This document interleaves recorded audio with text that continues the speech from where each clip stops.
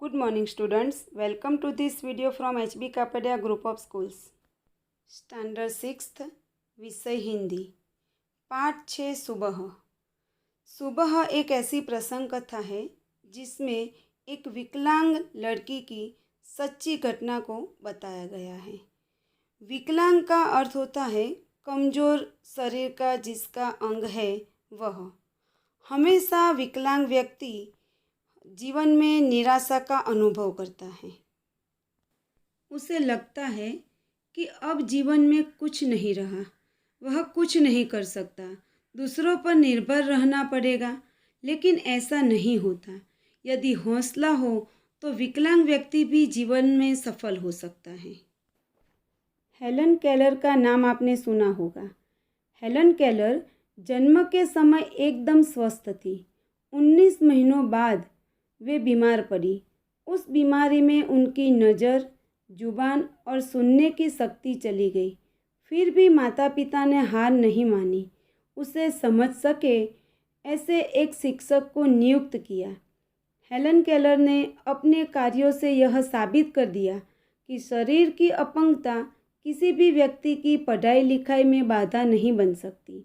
Helen Keller एक प्रसिद्ध लेखिका थी। साथ ही उन्होंने अपना जीवन समाज सेवा में समर्पित कर दिया था। आपकी 6ठी कक्षा में जो सुबह प्रसंग कथा है, इसमें भी एक ऐसी लड़की रेशमा की जिंदा दिली का परिचय होता है। यह एक प्रेरक प्रसंग है।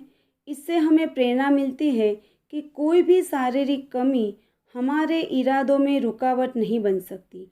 तो अब हम सुबह प्रसंग कथा समझेंगे जो एक सच्ची घटना पर आधारित है। सुबह सुबह रेशमा ने देखा कि घर के सभी लोग सफाई में व्यस्त हैं। व्यस्त यानी लगे हुए हैं। कोई सामान झाड़ रहा है तो कोई मकड़ी के जाले उतार रहा है। रेशमा ने सोचा जरूर आज कोई खास बात है। माँ, आज कोई खास बात है? वह माँ से पूछती है। सब इतनी सुबह उठकर घर की सफाई में जुटे हैं। रेशमा ने उत्सुकता से माँ से पूछा। माँ ने उत्तर दिया, हाँ बिटिया रानी, त्योहार के दिन है, भूल गई क्या? पहले ही साफ सफाई हो जाए तो अच्छी तरह त्योहार का आनंद ले पाएंगे। माँ ने प्यार से रेशमा के गाल को सहलाते हुए कहा। ओह, मैं तो एकदम भुलक्कड़ हो गई हूँ। पर माँ, आपने मुझे तो कोई काम सौंपा ही नहीं। मैं क्या काम करूँ, बताओ माँ। यहाँ पर चित्र में दिखाई दे रहा है कि लोग घर की सफाई कर रहे हैं। सामान झाड़ रहा है यानी सामान पर जो धूल मिट्टी है उसकी सफाई हो रही है। मकड़ी के जाले उतार रहे हैं। और यह साफ सफाई का त्यौहार यानी दीपावली के बारे में कहते हैं। तो दीपावली के त्यौहार में हम भी अपने घर की साफ सफाई करते हैं। रेशमा अपनी कुर्सी पर बैठकर भी वह अपनी माँ की मदद करना चाहती है। यहाँ पर हमें दिखाई दे रहा है। माँ कहती है, अच्छा चलो पहले नहा धोकर तैयार हो जाओ, फिर बताऊँगी, बहुत से काम हैं। मैं भी आपकी मदद करना चाहती हूँ, रेशमा कहती है। माँ ने कहा। रेशमा ने रुआं से स्वर में कहा, मदद तो मैं ज़रूर लूँगी। मैंने तुम्हारे लिए कई काम सोच रखे हैं। नहा धोकर नाश्ता कर लो, फिर बताऊँगी। कहते कहते माँ ने रेशमा को उसकी पहिए वाली कुर्सी पर बैठा दिया। रेशमा ने अपनी पहिए वाली कुर्सी को धीरे धीरे धकेला और अपने दैनिक कार्यों में लग जाती हैं। यहाँ रेशमा की बातों से हम समझ सकते हैं कि वह विकलांग होने के बावजूद भी अपनी माँ को काम में हाथ बटाने की बात पर कितनी उत्सुक है। वह अपनी माँ के हर काम में हाथ बटाना चाहती है। रेशमा जब 5 साल की थी तभी से उसके दोनों पैर काम नहीं करते थे। उसे बहुत तेज बुखार हुआ और घुटनों से नीचे दोनों पांव एकदम बेजान हो गए। बहुत इलाज किया पर रेशमा के पाँव में जान नहीं आई। उसे पोलियो हो गया था। रेशमा बहुत हिम्मत वाली लड़की है। शुरू में उसे ज़रूर दूसरों की सहायता लेनी पड़ी, परंतु अब 11 साल की उम्र में वह अपने सारे काम स्वयं करती है। वह अपने परिवार पर अपने काम के लिए निर्भर नहीं रहना चाहती। यहाँ पर रेशमा को पोलियो हो गया है। उसके दोनों पाँव बेजान हो गए हैं। बेजान हो जाना यानी कोई हरकत न होना, कोई जान न होना उसमें। तो उसके दोनों पाँव काम नहीं करते थे। तो पोलियो एक ऐसा गंभीर संक्रमण रोग है जिससे व्यक्ति के शरीर एवं मस्तिष्क को नुकसान पहुंचता है। ज़्यादातर छोटे बच्चों को होता है। पोलियो के बचाव के लिए बच्चों को सही समय पर पोलियो की ड्रॉप पिलाए जाते हैं या पोलियो के टीके भी लगवाए जाते हैं। तो यहाँ पर पोलियो के कारण रेशमा एक विकलांग लड़की हो जाती है। विकलांग होने के बावजूद भी वह अपने सारे काम स्वयं करती है। अपने दैनिक कार्य के लिए वे अपने परिवार पर निर्भर नहीं रहती। परिवार में सभी सदस्य, पिताजी, छोटा भाई है उसका नाम है गोलू, दादी जी, दादाजी सभी रेशमा को बहुत प्यार करते हैं। वह सबकी आँखों का तारा है। आँखों का तारा होना यानी बहुत प्यारा होना। माँ ने रसोई घर में सारे बर्तन, डिब्बे, बोतलें नीचे उतार कर साफ कर दिए थे। उन्होंने रेशमा को आवाज़ दी, रेशु, अगर तुमने नाश्ता कर लिया हो तो काम में मेरे हाथ बटा दो, यानी मेरी सहायता कर दो। रेशमा जवाब देती है, हाँ माँ, मैंने नाश्ता कर लिया। दूध का मेवे वाला दलिया बहुत अच्छा बना है। माँ, मैं हाथ धोकर अभी आती हूँ। रेशमा अपनी कुर्सी को धकेलते हुए रसोई घर में पहुँची, जो चित्र में भी दिखाई दे रहा है। रेशमा माँ को बर्तन, डिब्बों पर लेबल लगा लगा कर पकड़ाती गई और माँ उन्हें व्यवस्थित ढंग से सजाती गई। रसोई घर फिर से चमचमाने लगता है। यहाँ पर चित्र में भी दिखाई दे रहा है कि रेशमा पहिए वाली कुर्सी पर बैठकर भी अपनी माँ को रसोई घर की साफ सफाई में मदद करती है। दूध का मेवे वाला दलिया यानी दरदरे गेहूं से बनाई हुई एक ऐसी स्वादिष्ट चीज़ कि जिसमें काजू, बादाम, किशमिश डालकर बनाया जाता है। रेशमा और उसकी माँ ने मिलकर रसोई घर की सफाई कर ली। रसोई घर फिर से चमचमाने लगा। फिर पिताजी दफ्तर चले गए। माँ को लड्डू बनाने के लिए कुछ ज़रूरी सामान चाहिए था। गोलू तो अभी बहुत छोटा था कि उसे बाहर नहीं भेज सकते थे। दादाजी भी नहीं जा सकते थे। दादी भी बुजुर्ग थी, दादा भी बुजुर्ग थे, उन्हें भी बाहर नहीं भेजा जा सकता। अब सामान कौन ले आएगा? माँ परेशान थी। माँ ने कहा, सामान कौन लाएगा? तब रेशमा कहती है कि सामान मैं ले आऊँगी, बस आप मुझे सामान की लिस्ट और एक थैला दे दीजिए। माँ ने कहा, तुम ले आओगी अकेली?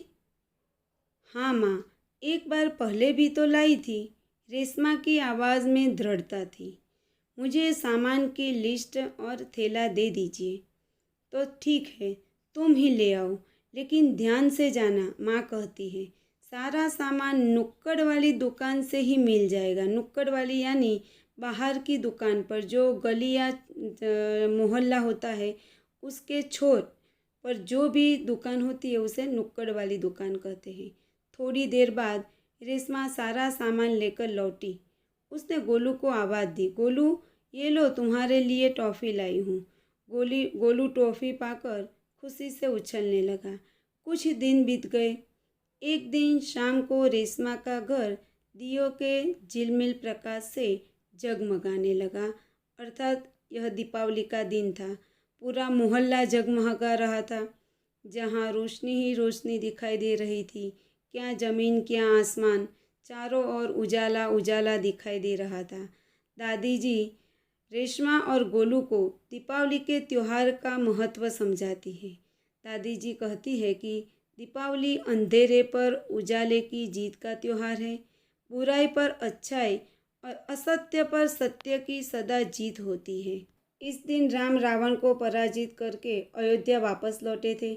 इसी खुशी में यह त्यौहार मनाया जाता है।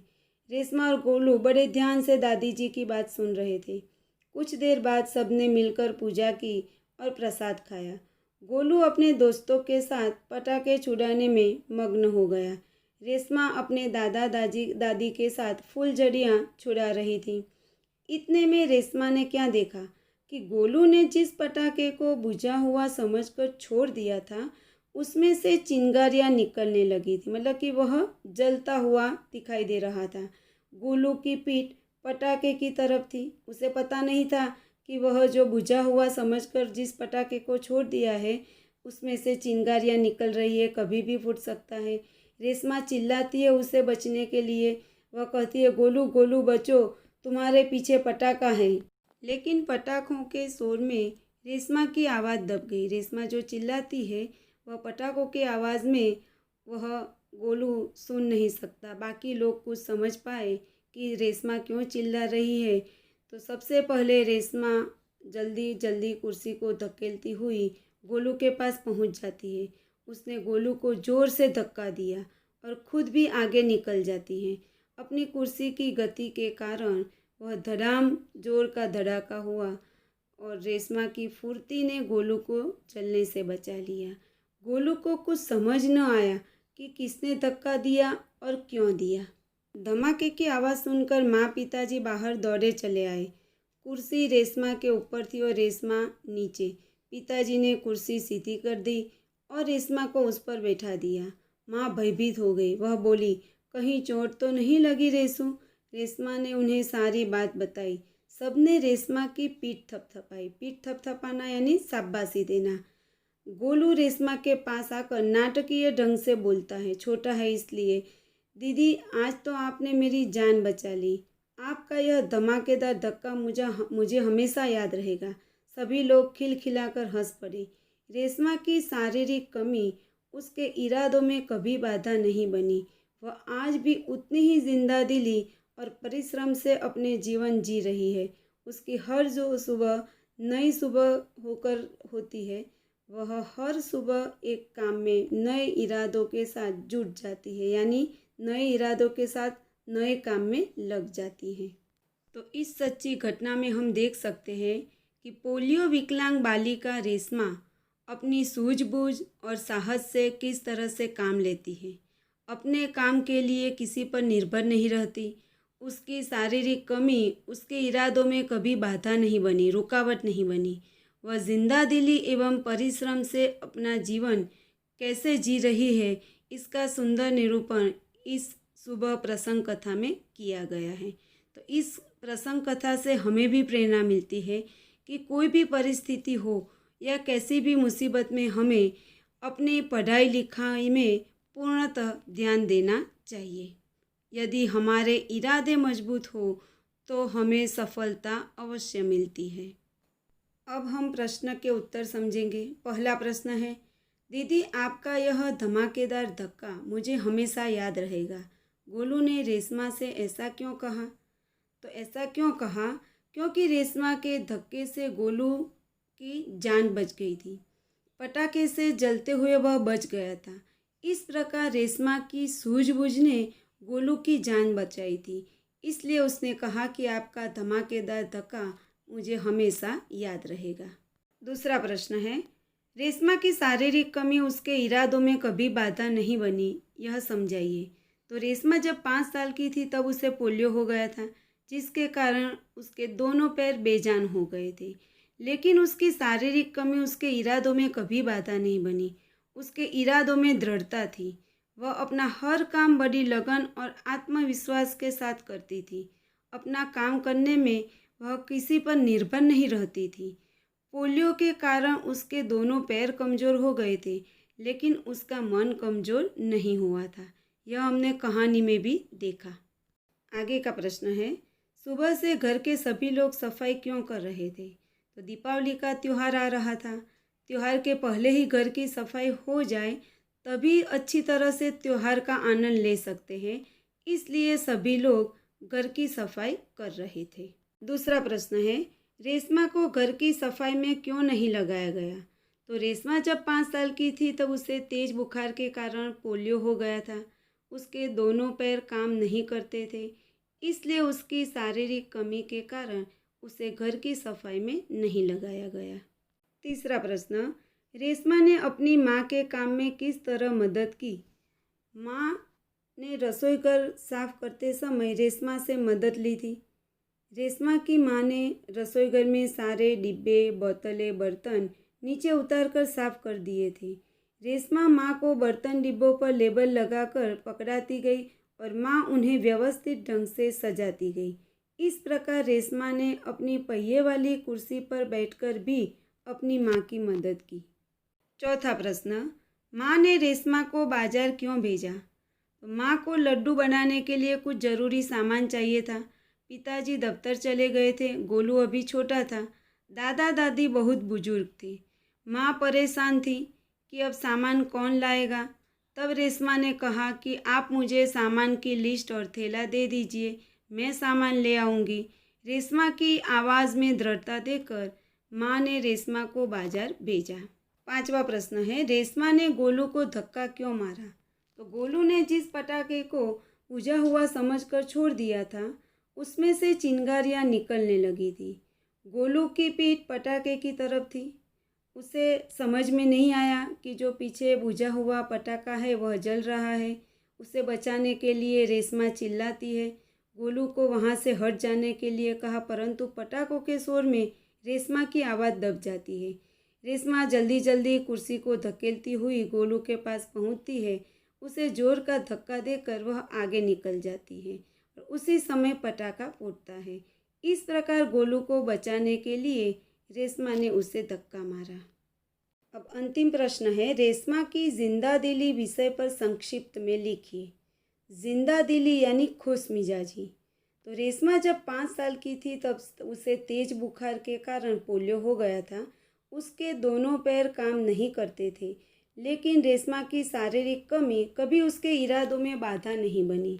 वह अपने सारे काम खुद करती थी, स्वयं करती थी। अपने काम के लिए परिवार के किसी भी सदस्य पर वह निर्भर नहीं रहती थी। घर के काम में भी वह माँ का हाथ बटाती थी। पहिए वाली कुर्सी पर बैठकर वह बाजार से सामान लेने भी जाती थी।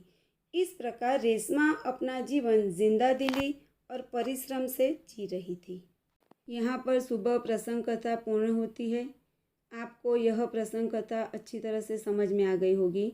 इसका व्याकरण जो समानार्थी विरुद्धार्थी है, मुहावरे है और प्रश्न के उत्तर है, उसकी PDF आपको ग्रुप में मिल जाएगी, जिसे सुंदर अक्षर में आपको CW में लिखना है और यह प्रसंग कथा एक बार ध्यान से पढ़ना है। Thank you.